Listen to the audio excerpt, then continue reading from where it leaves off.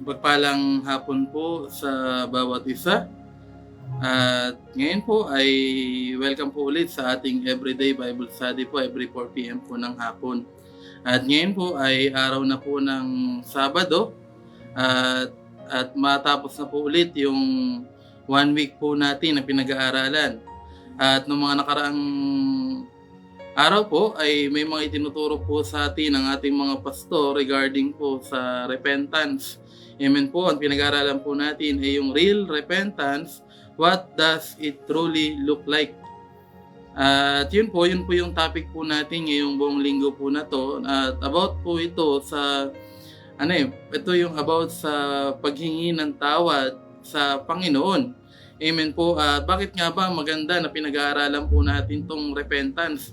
Alam niyo po, ang repentance ay isang halimbawa din po ng pagpapakumbaba. Ina-admit natin na tayo ay nagkamali doon sa kasalanan. May mga tao po na ang gusto po nila ay lagi silang tama.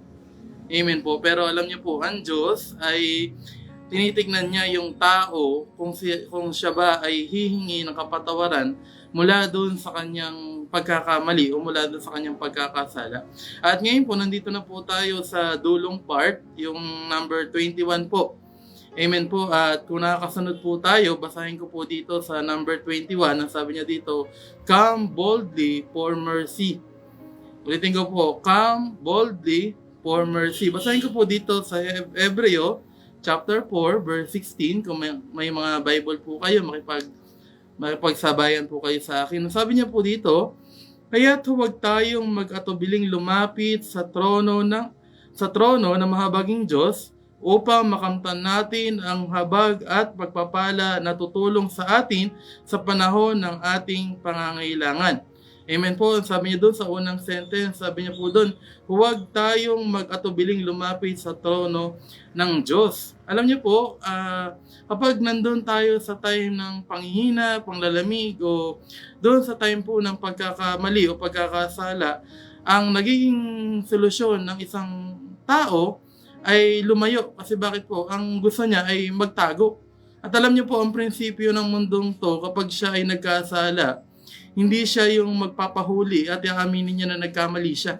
Kasi bakit po? Kasi alam niya, sarili niya, na mapaparusahan siya. Either siya po ay makulong, siya po ay mahusgahan, siya po ay malitis mula doon sa pagkakamali o pagkakasala niya. Kung maalala po natin, maging si Eva at si Adan, ang time po na sila ay nagkasala, ang time na hinanap sila ng Panginoon, ay imbis na sila po ay lumapit, sila po ay nagtago. Amen po. Kasi bakit? Alam nila, sarili po nila na sila po ay nagkamali o sila po ay nagkasala. Kaya nung time po na yon, imbis na sila po ay lumapit sa Panginoon, sila po ay nagtago at ayaw po nilang humarap sa Diyos. Amen po. Pero kung titingnan po natin, ang sabi niya po dito sa Hebreo chapter 4, verse 16, ang sabi niya, kaya't huwag tayong mag-atubiling lumapit sa trono ng mahabaging Diyos. Amen po, ulitin ko po. Sabi niya, huwag tayong mag-atubiling lumapit sa mahabaging Diyos. Ibig sabihin, ang Diyos po natin ay, ang Diyos natin ay Diyos ng mahabagin. Amen po. Pilit niyang uunawain yung mga bagay na gagawa natin na pagkakamali at pagkakasala. Ang sabi niya pa po dito, upang makamtan natin ng habag at pagpapala na tutulong sa atin sa panahon ng ating pangangailangan. Isang bagay po dito kung bakit tayo nananatili sa paglayo o tayo po ay napapalayo lalo sa Panginoon ay hindi po tayo lumalapit po sa Kanya. At alam niyo po, isang bagay po dito na nakakalungkot, sa time na tayo po ay napapagod, nangihina, nagkakamali sa mga decision making po natin, ang nagiging solusyon po natin ay yung paglayo sa Diyos.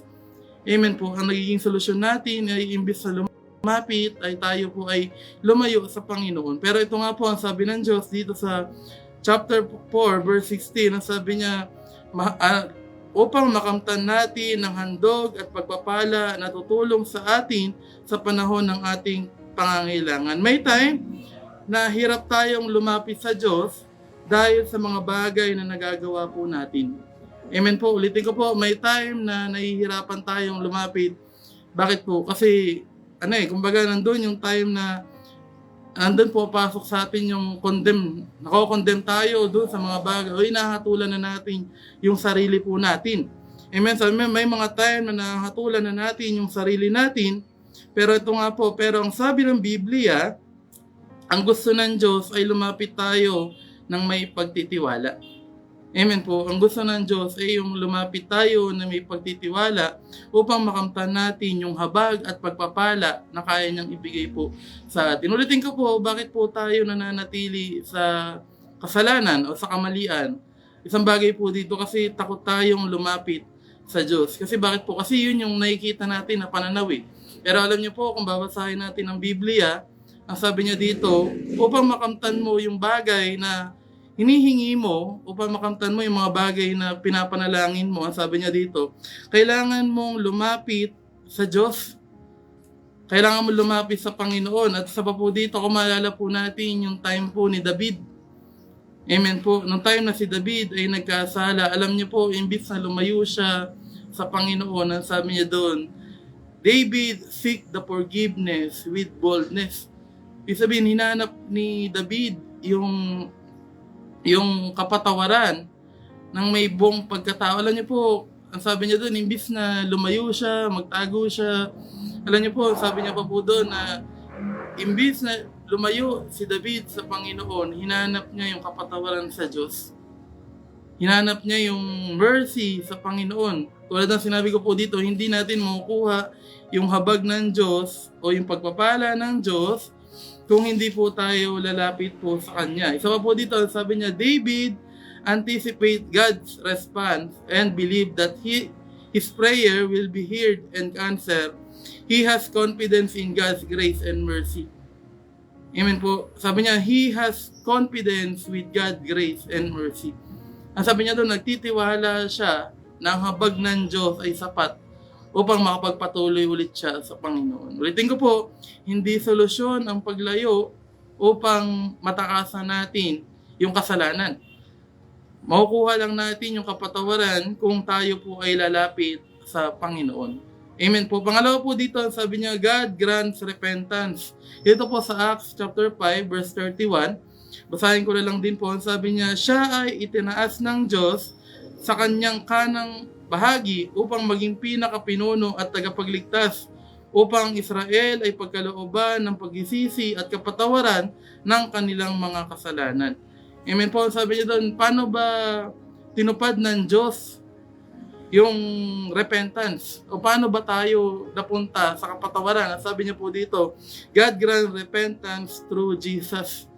Amen po. Tuwing lalabas tayo, ang lagi po natin na ibinabahagi na mabuting balita ay yung John 3:16. Amen po. Ano sabi po ng John 3:16? Sapagkat gayon na lamang ang pag-ibig ng Diyos sa sanlibutan, kaya ibinigay niya ang kanyang bugtong na anak. Sino po yun? Ang Panginoong Yesus. Upang ang sinumang sumampalataya ay hindi mapahama, kundi magkaroon ng buhay na walang hanggan. Through Jesus Christ, God give us a repentance. Amen po. Sabi niya doon, binigay ng Diyos yung kapatawaran sa pamamagitan ni Jesucristo na kanyang anak. Ang sabi niya pa po dito sa verse na to, sa Acts chapter 5, verse 31, kung mapapansin po natin, dalawang katayuan ni Jesus ang tinutukoy dito. Una po, ang sabi niya, siya ay pinuno at tagapagligtas.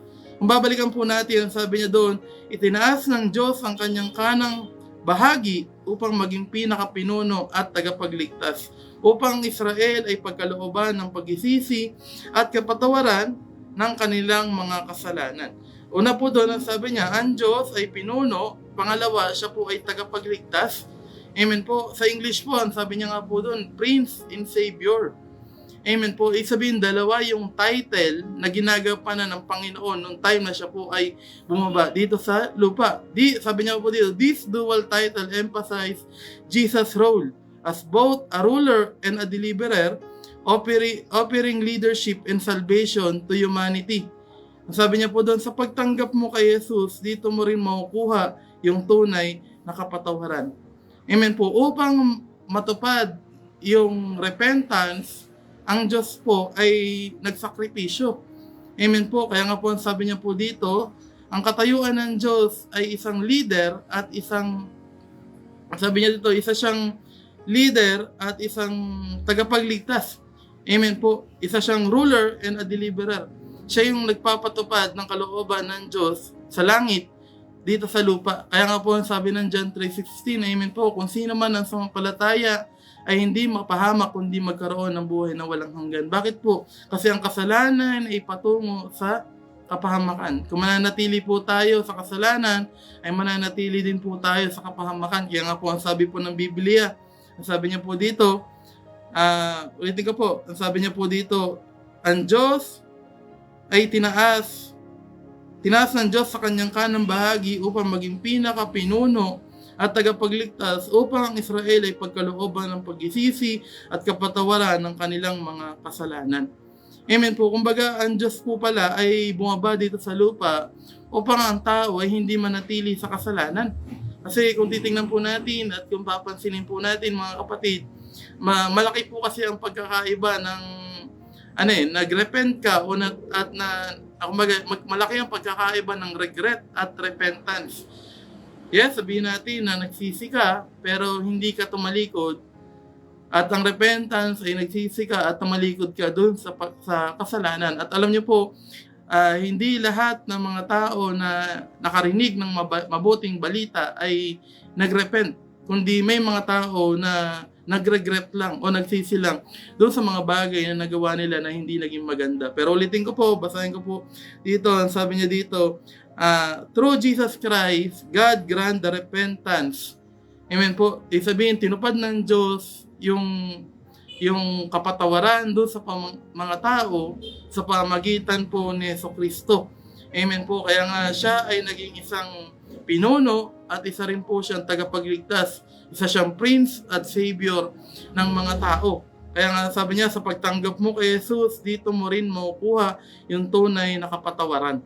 Amen po. Hindi pwede na nagrepent tayo pero hindi tayo tumaliko doon sa kasalanan. Amen po. Nagrepent tayo pero hindi natin tinanggap si Jesus bilang tagapagligtas natin. Alam niyo po, ang hinihingi ng Diyos, sabi niya dito, yung repentance na may kasamang relasyon sa Panginoon. Yung repentance natin na may kasamang relasyon sa Diyos. Kaya nga po sabi niya, sa once na ikaw ay tumanggap sa Panginoon, matatanggap mo rin yung tunay na kapatawaran sa lahat ng mga bagay na nagawa po natin. Amen po. At dito po sa number 3, sabi niya doon, true repentance, change behavior.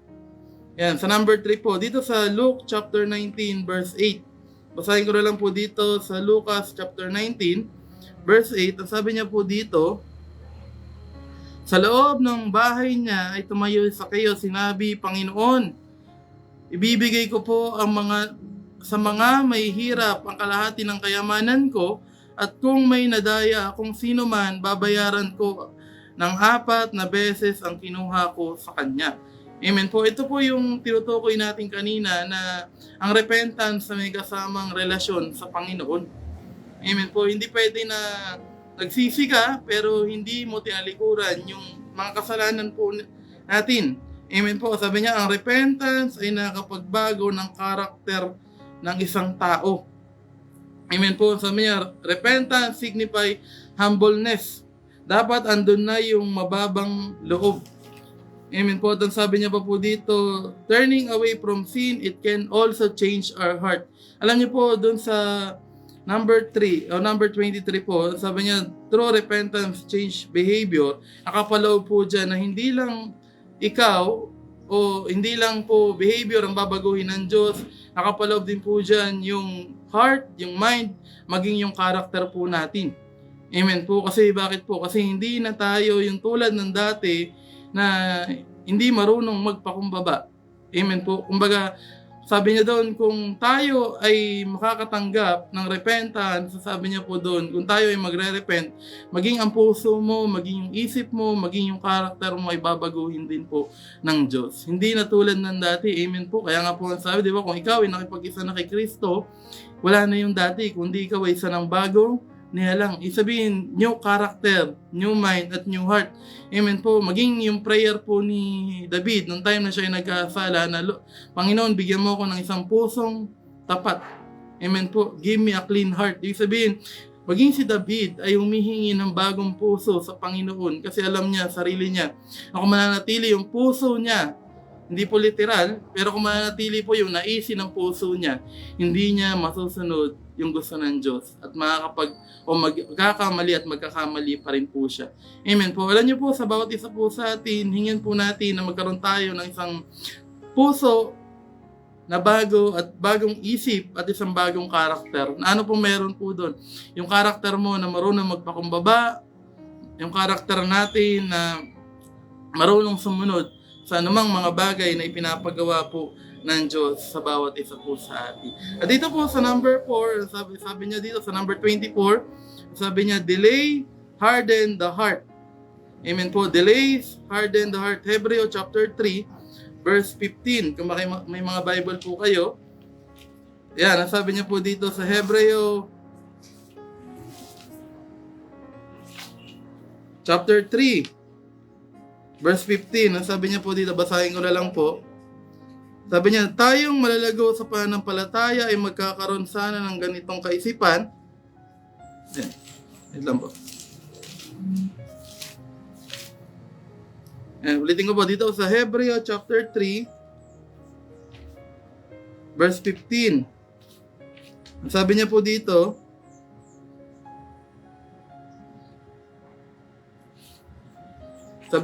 gaya nga ng nabanggit sa kasulatan, kung maririnig nyo ngayon ang tinig ng Diyos, huwag ninyong patigasin ang puso nyo tulad ng ginawa noon ng mga ninuno nyo nang magimasik sila laban sa Diyos. Sino ba ang mga taong nakarinig sa tinig ng Diyos na naghimagsik pa rin sa kabila nito? Hindi ba't ang inilabas ni Moises sa Ehipto? Kung matatandaan po natin yung mga tao na inilabas po ni Moises sa Ehipto, amen po, at sabi niya, pinangukuhan niya sa loob ng 40 araw. Amen po, sabi niya, dadalhin niya sila sa lupang pangako. Pero alam niyo po, kung tutusin, hindi po siya tumagal ng 40 araw, kundi bagkus tumagal po siya ng 40 taon. Alam niyo po, kumbaga, kung titignan po natin, napakalayo ng difference po nung dalawa. Na ang sabi niya doon, na mula doon sa 40 araw ay napunta doon sa 40 taon dahil sa katigasan ng kanilang mga puso. Yan, tignan nyo nga po yung mga puso nyo kung matigas na. Amen po, kasi bakit kahit naririnig nila yung gusto ng Diyos, ay hindi pa rin po nila nagagawa yung nais ng Diyos para sa kanila. Amen po. Sabi niya, huwag nating hayaan na maging bingi tayo sa mga sinasabi ng Diyos sa atin. May mga time na nagiging matigas ang puso ng tao dahil ayaw aminin na nagkamali siya. Amen po. Alam niyo po, yung mga tao na ayaw aminin na nagkamali siya, yun yung mga tao na hindi kayang sumunod sa kung ano ang naisin po ng Panginoon. Kasi bakit po? Kasi ang Diyos ay nagko-convict, nagko-correct sa mga bagay na nagagawa po natin. Sabihin natin na minsan tama yung hangarin natin. Amen po. Pero maalala po natin si Haring Saul. Although tama yung hangarin niya na mag-offering sa Panginoon, pero hindi pa rin yung tinanggap ng Diyos kasi mali yung way o mali yung puso niya. Amen po, hindi siya nilagay ng Diyos dun sa part na yon para siya yung gumawa. Hindi niya hinintay si Samuel, Propeta Samuel, para gawin yung trabaho na yun. Kaya nga sabi niya po dito, may mga time na nagiging matigas ang puso ng tao dahil ayaw niyang aminin na nagkamali siya. Once na hindi natin kayang aminin na nagkamali tayo o hindi natin kayang humingi ng tawad sa Diyos, ulitin ko po, sabi niya doon, hindi tayo magagamit ng Diyos sa gawain ng Panginoon. Amen po. Tapos sabi niya po dito, dahil din sa katigasan ng ating puso, doon tayo nakakagawa ng pagkakamali. Sa magitan ng repentance, kaya ng Diyos na iligtas tayo sa mga maling desisyon natin. Amen po. Ang sabi niya doon, through repentance, sabi niya doon, kayang tayong ingatan ng Diyos sa mga maling decision making po natin. Amen po. Naalala po natin yung dati tinuruan po tayo ni Pastor Boy na huwag kang gagawa ng desisyon ng hindi bumababa ang Holy Spirit o hindi mo naririnig yung boses ng Diyos. Kasi bakit po? Kasi sigurado na magiging mali yung decision po natin. At ang sabi niya po dito, huwag nating hayaan na maging katulad tayo ng mga tao noong unang panahon na bagamat naririnig nila yung gusto ng Diyos, pero hindi nila sinusunod yung bagay na to. Amen po. Naririnig nila yung gusto ng Diyos, pero hindi nila sinusunod yung mga bagay na pinapagawa ng Diyos sa kanila. Amen po. At sabi niya pa po doon, at huwag nating hayaan maging bingi tayo sa sinasabi ng Diyos sa atin. Amen po. Tatagal at tatagal, imbis na nahusunod na natin yung pinapagawa ng Diyos sa atin, naabutin pa po tayo ng ilang taon dahil hindi tayo nakikinig. Imbis na 40 araw na nandun na sila sa lupang pangako, umabot na po sila ng 40 taon. Bakit po? Kasi tinuruan sila ng Diyos na magpakumbaba, tinuruan sila ng Diyos na humingi ng tawad, at tinuruan sila ng Diyos sa mga bagay na hindi nila kayang gawin noong unang panahon. Amen po. Ulitin ko po, ang plano ng Diyos ay higit pa po sa plano po natin. Bakit po natin pinag-aralan yung bagay na to? Kasi sabi niyo, di ba po, ulitin ko kanina, sabi ko, magkaiba ang regret sa repentance. Ang regret ay pagsisisi pero hindi mo tinalikuran ang mali. Ngunit ang repentance ay pagsisisi na may kasamang aksyon. Ibig sabihin po ng kasamang aksyon, umalis ka mula doon sa pagkakamali na ginawa mo. Tinalikuran mo yung mga bagay na to. At last part po, dito po sa number 25, Jesus commands repentance. Dito po sa Mark chapter 1, verse 15.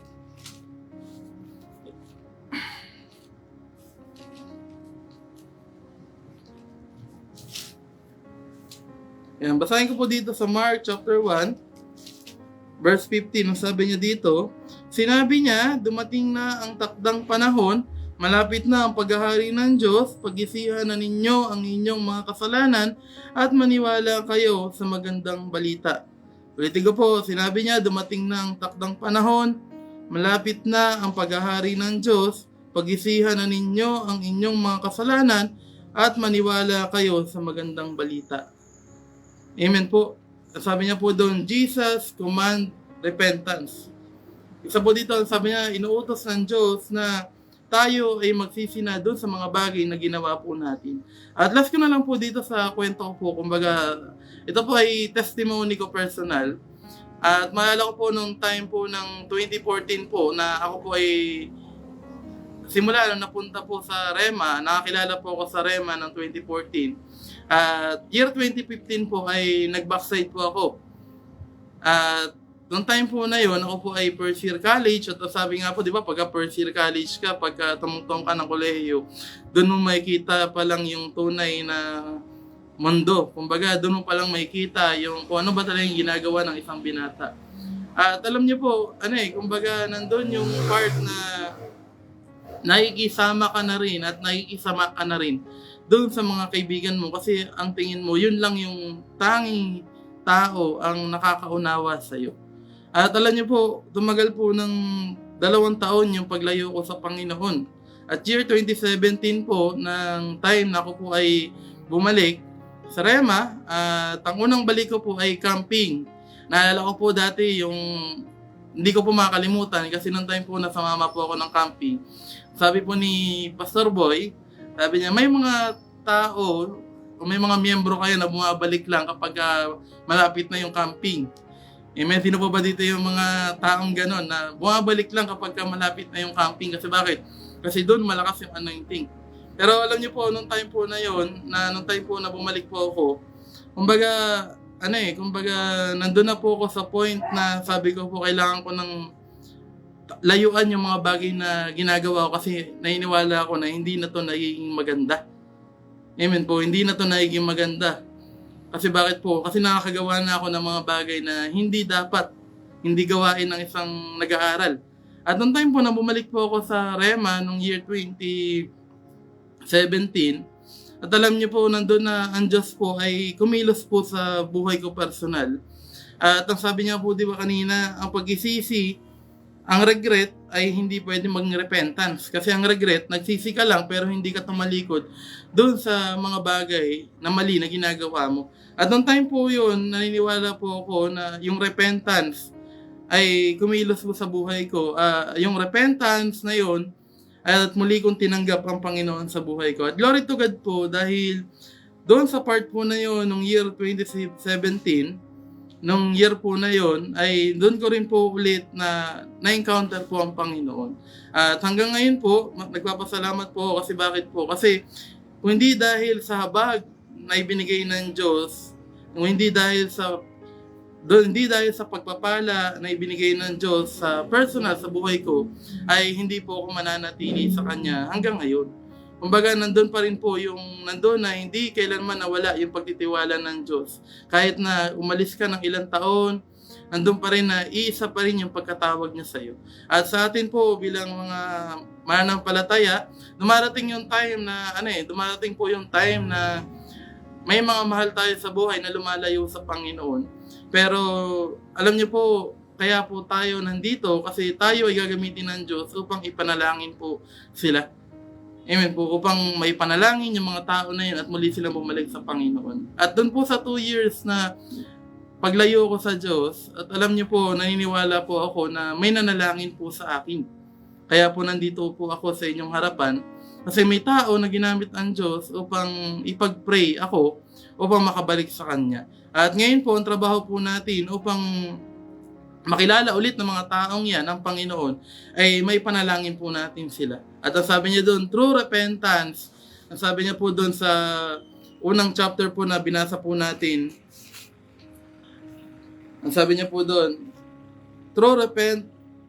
through Jesus Christ, God grants a repentance. Ibig sabihin mula doon po sa Panginoong Yesus, ang sabi niya, tutuparin niya yung kapatawaran na hinihingi ng isang lingkod niya. At sino po yun? Tayo po bilang mga tao ay humihingi ng kapatawaran sa Panginoon. At ang sabi ng Diyos, ipagkakaloob niya yun kung tayo po ay lalapit po sa Kanya. Amen po. Doon po sa number 21, ang sabi niya, come boldly for mercy. Hinihintay ng Diyos na tayo po ay muling lumapit po sa Kanya upang makuha natin yung habag at pagpapala na tutulong sa atin sa panahon ng ating pangangailangan. Amen po. At yun lang po yung gusto ko pong i-share po sa inyo ngayong hapon pong ito. At maraming salamat po sa time na pinagkaloob niyo po. Naniniwala po ako na lahat po tayo ay na-remind sa mga itinuro po sa atin ng pastor natin sa buong linggong ito. At naniniwala rin po ako na through repentance, through prayer ay maibabalik po natin yung mga tao na nawala sa Panginoon. Amen po. Kasi bakit po? Kasi ang sabi ng Diyos doon sa last part, amen po, ang sabi niya Diyos dito sa Mark chapter 1 verse 15, sabi niya, dumating na ang takdang panahon, malapit na ang paghahari ng Diyos, pag-isihan na ninyo ang inyong mga kasalanan at maniwala kayo sa magandang balita. Ito po yung time na para abutin po ulit natin yung mga tao na nawala po sa paglilingkod. At salamat po sa time niyo po. And God bless po. Sige po, tayo po ay umuko at tayo po ay manalangin. Panginoon, salamat po sa hapong ito na kami po ay pinagpala nyo ng inyong mga salita. Lord, hayaan mo, O Diyos, na ang mga salitang ito ay maging punla at patuloy na magamit namin sa aming pagpapatuloy na paglilingkod sa iyo. Hayaan mo, Panginoon, na ang buong linggong ito na napag-aralan namin ay patuloy na ma-apply namin sa bawat isa, O Diyos. Lord, pagpalain mo ang bawat isa nakapakinig, maging ang mga tao na makikinig pa lang, O Diyos. Salamat, Panginoon, sa pangalan ni Jesus. Amen. Yan. Salamat po sa time niyo po and God bless po.